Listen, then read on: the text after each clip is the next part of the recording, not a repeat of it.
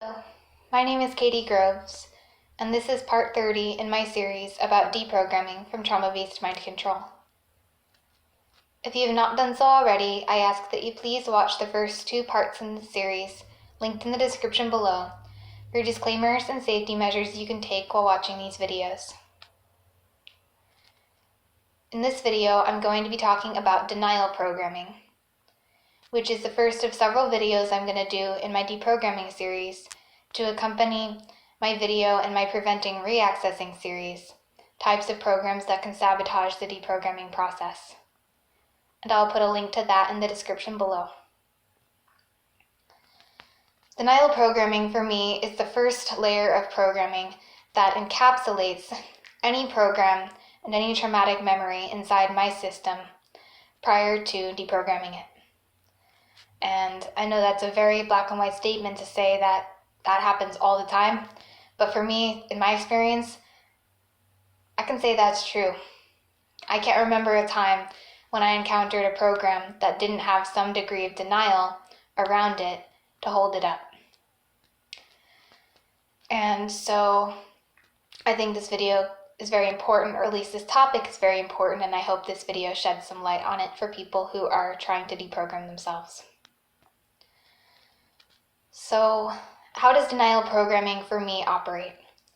I can only talk about how this stuff works in my system. I can't speak for anyone else. For me, what happens is I usually experience a layer of alters whose job it is to make verbal statements asserting that something that is true, that is concealed inside a program, is not true. And these parts are often belligerent the more I try to connect with them and have an actual conversation with them. And when parts with denial programming are argued with, they often make black and white statements, in my experience, and are not open to the possibility of being wrong. And this is what sets them apart, sets denial programmed alters apart from healthy denial, from alters that hold healthy denial, or healthy self-doubt, really. That's the word I want to use, healthy self-doubt, is the belligerent attachment to being right. I often have alters that come forward expressing doubt about the validity of their memories because perhaps they were drugged or very heavily programmed, and they aren't sure if everything they remembered was exactly as they remember it. And that, to me, is healthy. That's rational. To question the exact details of a memory because we know that we were drugged or programmed, or suspected we were drugged or programmed, or very traumatized in some other way in the moment. That's reasonable to me. But when I encounter denial programming, I encounter alters that aren't expressing healthy self-doubt. They have been programmed to repeat denial statements, insisting that there is no way that whatever we are investigating could be true.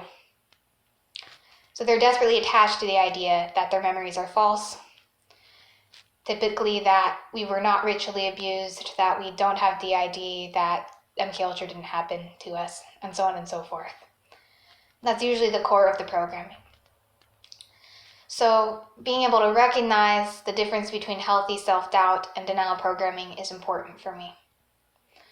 Once I identify that it is a denial program, I have many strategies for dealing with this.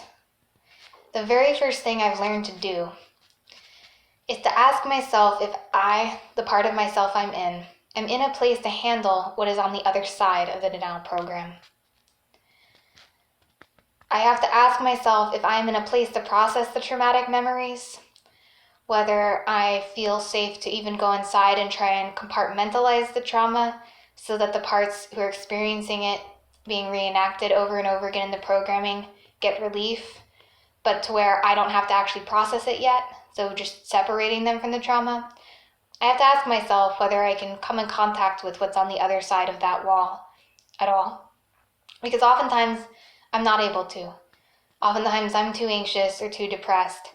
And so when I go to deprogram and do this trauma work, I have to first make sure I'm in a mindful space to handle what's going to come up.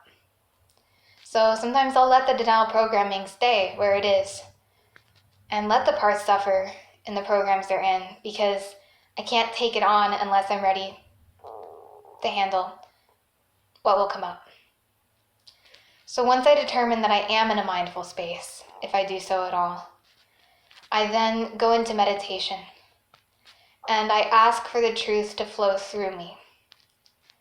I ask for the walls to come down, and I typically do a healing technique which I adapted from an energy workbook called Hands of Light, which I'll put a link to in the description below.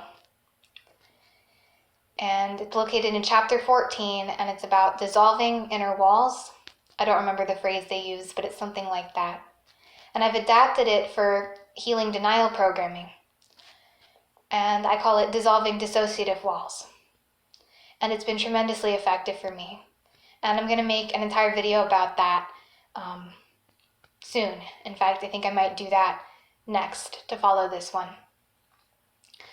So if I do that, I will put a link to that, in the description also. So I go inside and I dissolve the dissociative walls through this technique. And that typically puts me directly in contact with what's on the other side. It may take some time, it may take some inner dialogue, and I have a video that I did just a couple videos ago about inner dialogue with parts in order to deprogram the belief that I'm evil. And as all parts of me tend to hold this core shame to keep them separate, that video and techniques I use in that, I think, could be very useful for people to look at around deprogramming denial programs. So I will put that in the description below too. I usually use very similar techniques when I deprogram different programs, regardless of how different the programs might look. I sometimes have to adapt them for different parts, but I usually use very similar strategies. So I might have to use some inner dialogue to work with the parts on the other side of the wall, but typically the wall comes down, and then I make contact with the trauma, and then things typically just unravel from there. The programming falls apart. The alters who were programmed with the denial programming often wake up, become conscious upon seeing their own trauma. And those parts typically require a lot of help. And so I have inner healing systems that work together to help the alters in the denial programs to see the truth once the contact with their trauma is made.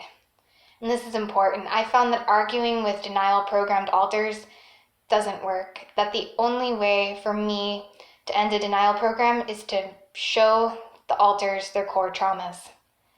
And this can be very challenging because I don't want to further traumatize any part of me, especially if they're a young child. But the most belligerently in denial parts often won't accept the truth unless they directly experience it themselves.